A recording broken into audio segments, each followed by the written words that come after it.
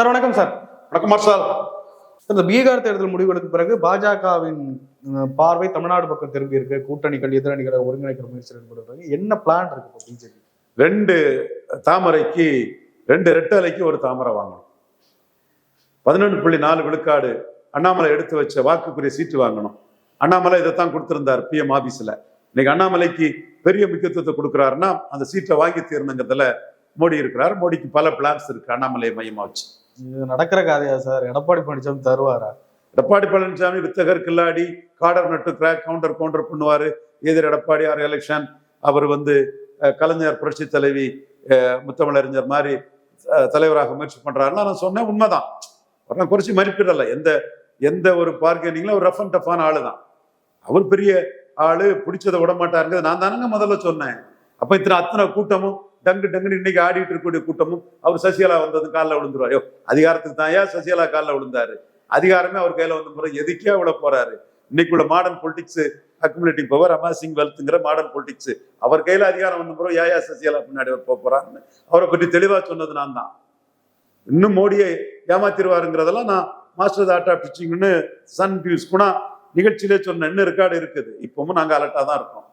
நீங்க 11.4 விழுக்காடு எடுத்த ஓட்டுக்கு, அண்ணாமலையின் சாதனை ஓட்டுக்கு 60 சீட்டு தந்தாதான் அந்த ஓட்டு உங்களுக்கு வரணும்னு அர்த்தமாகும். நீங்க அந்த இடத்துக்குள்ள 20 சீட்டுன்னு சொன்னா 3 விழுக்காடு பாஜக ஓட்டு தான் உங்களுக்கு வரும். மீதி பிராமணர் ஓட்டெல்லாம் மாற்றம் பண்ணி சீமானுக்கு போகும். 6 பிராமணர் கேண்டிடேட்டை போடுறாரு. பாரதியாருக்கு பாரத ரத்னா கேட்கிறாரு. எந்த பாஜகவே கேட்கல, சீமான் அண்ணா கேட்கிறாருன்னு எத்தனையோ பிராமணர்கள் எனக்கு சீமானை பாராட்டி பேசுறாங்க. பாரதியார் விழாவில் சீமான் கலந்துக்கிறாரு.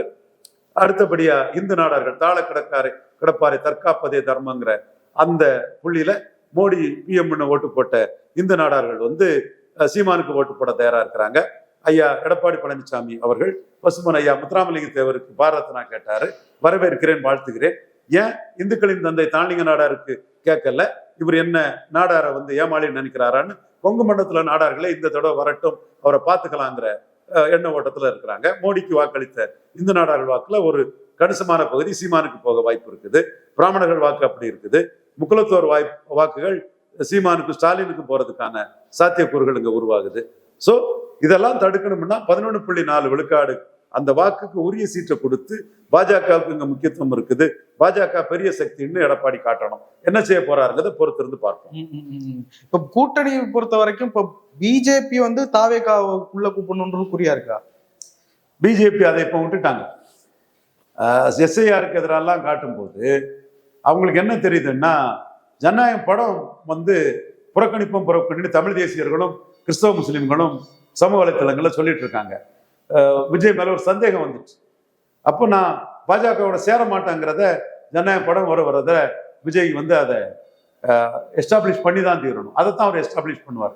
டே 1ல இருந்தே சொல்றேன், பாஜக இங்கிலீஷ் அலையன்ஸ் கொள்கைக்கு எதிராக போனா அரசியலும் போச்சு, சினிமாவும் போச்சு. இன்னொரு சிவாஜி அந்த அரசியல் அடி வாங்கி தவறான அரசியல் நடவடிக்கைகள் சினிமா அடி வாங்கின மாதிரி விஜய்க்கும் அடி வாங்கிடும்.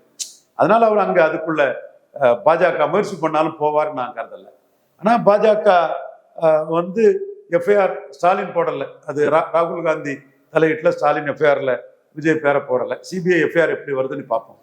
இப்போ இந்த அதிமுக ஒருங்கிணைப்பு விவகாரத்துல பிஜேபி என்ன ஸ்டாண்ட்ல சார் இருக்கு? செங்கோட்டையன் வெளில வந்தாரு, அவர் பிஜேபி சொல்லிதான் செஞ்சாரு, அப்ப கேஸ் போட்டிருக்காரு. இதுல பிஜேபி என்ன பண்ணும்? மோடி இதுல தலையிட்ட மாதிரி தெரியலையே. அப்படியா? இல்ல தெரியல. எங்க பொய்யா சொல்லி நம்ம எங்க ஏமாறணும்? அப்போ பலம் இல்லாம எப்படி அதிமுக கூட்டணிக்குள்ள பிஜேபி நம்பி இறங்கும்? வெற்றியோ தோல்வியோ 11.4% வாக்கு நிலைக்குடைய அளவுக்கு 2 ரெட்டலைக்கு ஒரு தாமரை வாங்கினா போதும்னு நினைக்கலாம். நீங்க ஒற்றுமைன்னா இன்னைக்கு செங்கோட்டையனுக்கு ஒரு அப்பாயின்மெண்ட் கொடுத்துருக்கலாம், கொடுக்கலையே. இல்ல, அவங்க சொல்லிதான் செஞ்சதா சொன்னாரு. இல்ல, அவருக்கு ஒரு அப்பாயின்மெண்ட் கொடுத்துருக்கலாம் சார். மார்ஷல், நம்ம எடப்பாடியை 3 நாடார் தொகுதியிலும் டெபாசிட் இலக்க வைப்போம்னு சொன்னோம். ஐயர் நாடார் என்ன செய்ய முடியும்னு கேட்ட மிதுன் பழனிசாமிக்கு பாடத்தை படிச்சு கொடுத்தோம். நாம சொன்னா நாட்டில் நடக்குங்கிற ஒரு கிரெடிபிலிட்டி இருக்கு. அப்போ இன்னைக்கு ஒற்றுமைக்காக பாஜகவில் இருக்காங்கன்னு எந்த சிம்டமும் இல்லாம நம்ம எப்படி ஒற்றுமைக்காக இருக்காங்கிற வார்த்தையை சொல்லிடுவோம். செங்கோட்டை நமக்கு வேண்டியவர் தான், அவர் அண்ணனுக்கு வெல் விஷர் தான். அண்ணன் சசிகலாக்கு எதிராட்டே அண்ணன் லீடர் ஆகணும், மாஸ் லீடர் ஆகணும், தமிழக முதல்வர் அண்ணா வரணும். நம்ம முயற்சி பண்ணோம். பட் செங்கோட்டையனுக்கும் குஜராத் டீம் கூட கான்டாக்ட் இருக்குது. அது ஆரம் வீரப்பன் அவங்க ஃபேமிலி, அதோட ஷா கொஞ்சம் ஆட்களோட நல்ல தொடர்பு இருக்கிற, மறக்க வரல. பட் மோடி ஒரு அப்பாயின்மெண்ட் கொடுத்தா தானே நம்ம சீயிங் இஸ் பிலீவிங் நம்ம எடுக்க முடியும். அல்லது அமித்ஷாவையும் நிர்மலா சீதாராமன் சந்திச்சது போட்டோ வந்தா தானே நம்ம அதை பேச முடியும். அல்லது நம்ம பொய்யா பேசுறோம், இட்டுக்கட்டி பேசுறோன்னு தானே மற்றவன் நினைப்பான். மோடியை பொறுத்த அளவுல எடப்பாடி கோயம்புத்தூர்ல வந்து பார்த்தது 20 விழுக்காடு வாக்கு பலம் கொண்டு உள்ளவர் கோயம்புத்தூர்ல வந்து பார்த்தது மோடிக்கு மகிழ்ச்சி தான். நம்ம அப்படிதான் அதை பார்க்க முடியும். இதுல என்ன ஒண்ணு, பாஜகவுக்கு திமுகவை வீழ்த்தி வெற்றி பெறணும்லாம் என்ன இல்லையா? பாஜக திமுகவை எதுக்க காரணமே காங்கிரஸ் கூட்டணியில திமுக இருக்கனாலதான். ராகுல் காந்தி தான் எதிரி.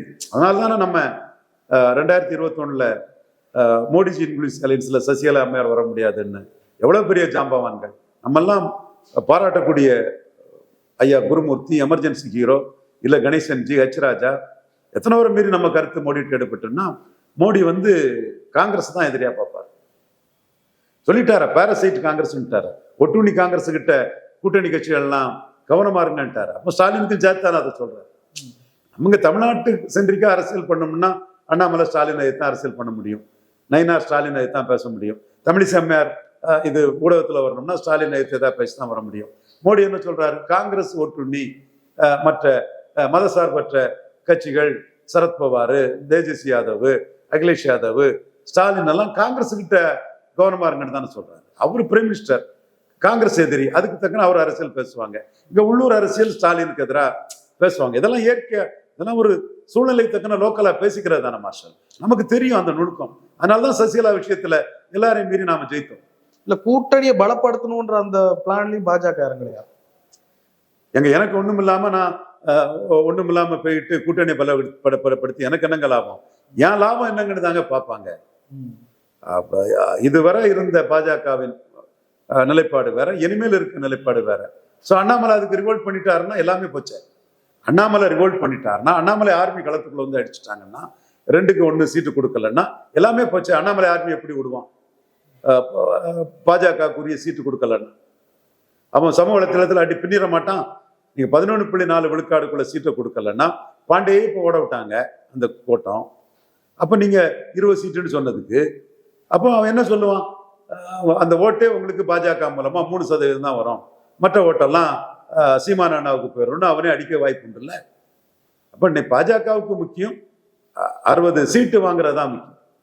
இல்ல அப்ப பிஜேபியோட பிளான திமுக வீழ்த்துவது அப்படி இல்லைன்னா அப்ப எடப்பாடி பழனிசாமியுடைய அந்த கெத்தை குறைக்கிறது, அவரை புல் டவுன் பண்றது. அவர் நாளைக்கு பலம் பெற்றுட்டு மோடியை 29 கலத்து விட்டு போயிடக்கூடாது. இதுதான் என் பங்காளிங்க நம்ம ஜிக்களுக்கு வந்து புரியல. எனக்கு தெரியுது, மோடிட்டு அதை சொல்லிட்டேன், நம்ம ஜிக்களுக்கு புரியல. இதுதான் ஸ்ட்ராட்டஜியாப்பா? என்னங்க நீங்க ஏமாந்தா போக முடியும் மோடி எடப்பாடி கிட்ட? எடப்பாடிக்கு கேரக்டர் ரெடியூசிங் கிறிஸ்தி தெரியாதா? அப்படி எடப்பாடி மேல மோடி கொண்டு பெரிய அப்ப ஏடிஎம்கேவை எடப்பாடி புல் டவுன் பண்றதுதான், அவங்க வளர விட மாட்டாங்க.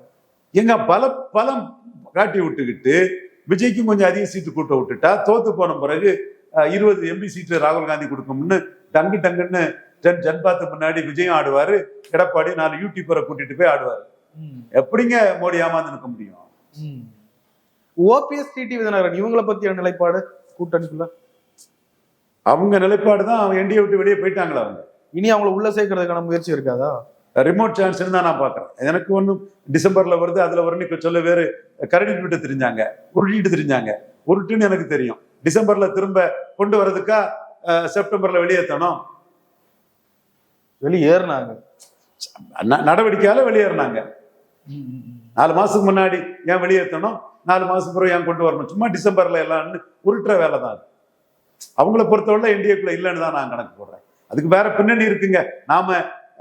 நாம கொளுத்து விட்ட தீங்க இப்ப நம்மளால அதை அணைக்க முடியாது. விடுங்க, அதெல்லாம் ரொம்ப டீப்பா பேசாங்க. பீகார் தேர்தல் முடிவுகள் தமிழ்நாட்டுல எதிரொலிக்குமா எதிரொலிக்காதான்னு ஒரு டிபேட் போயிட்டு இருக்கு. எதிரொலிக்கும், கண்டிப்பா எதிரொலிக்குமா? கண்டிப்பா எதிரொலிக்கும். எப்படி? 1 இயர் வெள்ளாள கவுண்டர் தவிர வர எந்த ஜாதியும் எடப்பாடி தலைமைக்கு ஓட்டு போட மாட்டான். அங்க யாதவ் முஸ்லீம் தவிர எந்த ஜாதியும் தேஜஸ்வி யாதவுக்கு சரியா ஓட்டு போடாத சூழ்நிலை தான் எடப்பாடி பழனிசாமிக்கும் இங்க வரும். 2 ஜாதி ஆதிக்கத்துக்கா இருக்கான். வண்ணார், நாவிதர், குயவர், போயர், ஒட்டர், வேட்டுவ கொண்டர், ஊராளி கொண்டர், தொட்டிய நாயக்கர், மருத்துவர், மங்களா, முக்குவர், பரதவர், பரதராஜகுல மீனவர், ஆண்டிப்பண்டாரம், ஜங்கம், யோகீஸ்வரர், குறும்ப கவுண்டர், தொட்டிய நாயக்கர், வலையர், புதுக்கோட்டை சேர்வை, இப்படி எவ்வளவு சமூகங்களை வந்து அநீதி அழைச்சிட்டாங்க. எடப்பாடி பழனிசாமிக்கும் எடப்பாடி பழனிசாமியும் சி வி சண்முகமும் இந்த சமூகங்கள் மத்தியில எல்லா ஜாதி சங்கங்கள்ட்ட நான் பேசிட்டு இருக்கிறேன். எல்லாரும் 9173722367 மார்ஷல் மூலமா என் நம்பரை எல்லா சங்கங்களும் கொடுக்குறேன். நிறைய பேர் கான்ட்ராக்ட்ல இருக்காங்க, ஊராளி கவுண்டர் கான்ட்ராக்ட்ல இருக்காங்க, வேட்டுவ கவுண்டர் கான்ட்ராக்ட்ல இருக்கிறாங்க. வேட்டுவ கவுண்டர்ல 2-3 சங்கங்கள் கான்ட்ராக்ட்ல இருக்கிறாங்க. தென் ஆண்டிப்பண்டாரம் இதுல இருந்து வீரசைவா அவங்க பேசுறாங்க. முக்கூர் பரதவர் நம்ம கூட இருக்கிறாங்க. எல்லாருமே நம்மகிட்ட கான்டாக்ட் பண்றாங்க. 9176372367 இந்த எடப்பாடி சி வி சண்முகத்தால பாதிக்கப்பட்ட மற்ற சமூகங்களும் தொடர்பு கொள்ளுங்க. எப்படி இவர்கள் உங்களுக்கு இவர்களால் எடப்பாடியால பாதிப்புங்கிறத நான் விளக்கி சொல்ல கடமைப்பட்டிருக்கிறேன். ஸோ முக்குலத்தோர் சசிகலா தினகரன் OPS 10.5க்காக எடப்பாடிக்கு எதிராக இருக்காங்க. நான் விழாள கவுண்டர் எதிராக இருக்காங்க. நான் வன்னியர்கள் எதிராக இருக்கிறாங்க. அது பீகாரை விட மோசமா எடப்பாடிக்கு எதிரொலிக்கும். பீகாரை விட மோசமா எதிரொலிக்கும் எடப்பாடிக்கு. இல்ல பீகார்ல பாஜக கூட்டணி ஜெயிச்சது இல்ல, இங்க அது மாதிரி பிஜேபி கூட்டணி எடப்பாடிக்கு பெரிய ஒரு இது அப்படின்னு புரிஞ்சுக்க முடியாதா? பீகார்ல தேஜஸ்வி யாதவுக்கு ஓட்டு போட்டா 2 ஜாதிக்கு தான் அதிகாரம்னு மற்ற ஜாதி போடல. இங்க எடப்பாடிக்கு ஓட்டு போட்டா 2 ஜாதிக்கு தான் அதிகாரம்னு மற்ற ஜாதி போட மாட்டான். 60 சீட்டு பிஜேபி கொடுக்கலன்னா எங்க முடிவை நாங்க சொல்லுவோம். 24 நாங்க டிக்ளேர் பண்ணோம். 3 நாடார் தொகுதியிலையும் டெபாசிட் இழப்பாரு. ஐயர் நாடார் என்ன கேட்ட தம்பி மதிப்புக்கும் மரியாதைக்கும் பாசத்துக்குரிய மிதுன் பழனிசாமிக்கு பாடத்தை பிடிச்சு காட்டணும். இப்போ அவரு பாஜக 23ல பாஜகவை ஏமாத்த முயற்சி பண்ணாம 2 ரெட்டலைக்கு ஒரு தாமரை கொடுத்துட்டாருன்னா அதுக்கு பிறகுதான் எங்க முடிவை நாங்க சொல்ல முடியும். இப்போ விஜய்க்கு என்னதான் போஸ்டிங்? இந்த முதலமைச்சர் கனவு, அட்லீஸ்ட் துணை முதலமைச்சர் அந்த ஏதாவது எங்க கனவு காணலாங்க. முதல்ல நீங்க சின்ன பிள்ளைங்க மண் வீடு கட்டி விளையாடின மாதிரி அழிக்கிற மாதிரிப்பட்ட ஆட்டத்தை ஆடிட்டீங்க. சீமான் உங்களை நக்கல் அடிக்காரு. ஏட்டு சொரக்கா கறிக்கு உதவாதுன்னு உங்களை தான் நக்கல் அடிக்கிறாரு. களத்துக்குள்ள ஈரோடு கிழக்குலையும் விக்கிரவாண்டியிலிருந்து கோழை நாய்கள் களத்தை விட்டு ஓடிட்டான்னு ரொம்ப அசால்ட்டா தூக்கி போட்டு அடிக்கிறாரு. 2 சனியனை சட்டையா தூக்கி போட்டு 3வது ஒரு சனியும் வருதுன்னு அடிக்கிறாரு. எவ்வளவு சிம்பிளா உங்களை தூக்கி போட்டு அடிக்கிறாரு. நீங்க 4 பேரை வச்சு சீமானுக்கு எதிராக பேசினாலும் உங்களை ஒரு பொருட்டா அடிக்கலையே சீமான். நீங்க வந்து 2024 39 கேண்டிடேட் போட்டு சகாதேவ மாதிரி நான் சொன்னதை கேட்டு ஜானாரிகசாமிக்கு உங்க முகஸ்துதியை நம்பாம அவர் உங்க முன்னாடியே வந்து உங்களை கல்ட்டு கலத்தி விட்டுட்டு போயிடுவாரு. அதை நம்பாம பலத்தை காட்டியிருப்பீங்கன்னா இந்த நாயடி பேயடி பட்டு பரிதாபப்படணுமா விஜய் ப்ரோ, ஜோசப் விஜய் ப்ரோ? தேவையா உங்களுக்கு? அழகா 39 தொகுதியில கேண்டிடேட் போட்டிருக்கலாமே. ஏன் தப்பு பண்ணீங்க? ராகுல் காந்தியை மீறி இங்க எதுவும் இல்லை. தமிழ்நாட்டுல ராகுல் காந்தி பேர்ல எதுவும் இல்லை. ஆண்டோனியா மைனாவுக்கு மகனை மீறி இங்க எதுவும் இல்லை. அப்படி பயந்திருந்தான்னா என்னைக்கு கடல்ல அலை நிக்கிறது, என்னைக்கு கடல்ல இறங்கி குளிப்பீங்க நீங்க? விஜயகாந்த் சோனியா மன்மோகன் சிங்கை மீறி 10 விழுக்காடு ஓட்டு எடுக்கல. டாக்டர் ஐயா ராஜீவ் காந்தியை மீறி அவர் இறந்த இடத்துல வட தமிழகத்துல 18 விழுக்காடு வாக்கெடுக்கல. 89 ராஜீவ் காந்தியை மீறி 17 வாக்கெடுக்கல. கோலத்தனமா ராகுல் காந்தியை மீறி இங்க எதுவும் அல்ல. இதே ஜானாரிக்கு சமீசிமாட்டே இப்படிதான் வந்து சொல்லுவாரு. ராகுல் காந்தி ஆக்கம் பாராளுமன்றமாக்கம் உங்களுக்கு 4 விழுக்காடு ஓட்டு தான் வரும். 8 விழுக்காடு ஓட்டு திமுகவும் அண்ணா திமுகவும் காங்கிரஸ் பாஜகவின் ஊதுவலர்கள் ஒட்டுண்ணிகள் தொங்கு தேர்தல்னு இந்திரா காந்தி குடும்பத்தை, சோனியா குடும்பத்தை, ராஜீவ் காந்தி குடும்பத்தை, ராகுல் காந்தி குடும்பத்தை அடிச்சு 8 விழுக்காடு எடுத்தார. இன்னைக்கும் அடிக்கிறார. காங்கிரஸுக்கு சட்டமன்றம்னா என்ன இருக்கு? 1-2 விழுக்காடு வாக்கு கூட இல்லைன்னு அடிக்கிறார. ஸ்டாலின் இன்னொரு ரூபத்துல காங்கிரஸை மதிக்கிறாரு. கிறிஸ்டின் முஸ்லீம் கன்சால்டேஷனுக்கு மதிக்கிறாரு. அப்போ உங்களுக்கு வந்து உங்களை நம்பி எப்படி காங்கிரஸ்காரன் வருவான்?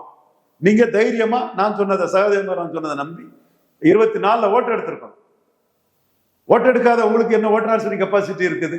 என்ன பலம் உங்களுக்கு இருக்குது? அன்டெஸ்டட் நாட் ப்ரூவ்டு அன்னைக்கு நான் சொன்னதை இப்ப எல்லாரும் சொல்ல ஆரம்பிச்சுட்டாங்களா? சொல்லலைன்னா ஜானாரிகசாமி கிட்ட விலை போயிட்டான்னு நினைக்கக்கூடிய அளவுக்கு ஒவ்வொரு பத்திரிகையாளர்களும் சொல்லதுக்கு முன்னாடி அன்டெஸ்டட் நாட் ப்ரூவ்டு விஜய்னு சொல்லிக்கிட்டு விஷயத்தை சொல்ல வேண்டிய நிர்பந்தத்தை ஏற்படுத்திட்டோம்ல. ப்ரூவ் பண்ணிருக்கணுங்க. 39 கூரை ஏறி கோடி பிடிக்க முடியாதவன் வானை ஏறி வைகுண்டம் போயிடுவானா? முன்னால் 30 போட முடியல. கமல்ஹாசனை விட பிரசாந்த் கிஷோரை விட விஜய் கீழே கேண்டிடேட் போடுறதுல. முழுக்க விஜய் சந்தர்ப்பாதின்னு தெரியுங்க, பச்சோந்தின்னு தெரியுங்க. சந்தர்ப்பாதி பச்சோந்தியை சுத்தி இன்னும் 4 சந்தர்ப்பாதி பச்சோந்தி அரசியல் வியாபாரி தான் இருப்பான். எவன் தனிச்சு விஜய் இருக்கக்கூடிய இடத்துக்கு பணத்தை செலவழிச்சு 31க்கு இன்வெஸ்ட் பண்ணுவான்? சிம்பிளுங்க. 29 39 கேண்டிடேட்டை போட்டீங்கன்னா அவன் 26க்கு இன்வெஸ்ட் பண்ணியிருப்பான்.